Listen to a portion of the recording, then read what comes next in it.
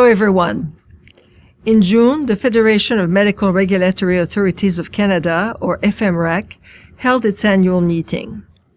It focused on sexual boundary violations between physicians and their patients. Although this is largely the domain of provincial medical regulatory authorities, there is an important educational component that also deserves attention. As I reflected on this after the conference, I was pleased to note that the CFPC's residency accreditation standards and the professional role under CanMeds FM address this. I was also reminded of certain situations and interactions with colleagues and patients.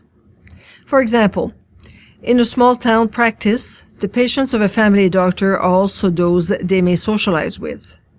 Years ago, I discussed this topic with a colleague who mentioned that he developed the habit of asking permission to conduct each part of an examination. Another conducted a small study about the use of chaperones, and he found that most of his female patients did not want a chaperone, but appreciated being asked about this, as it provided a measure of respect for the type of examination taking place.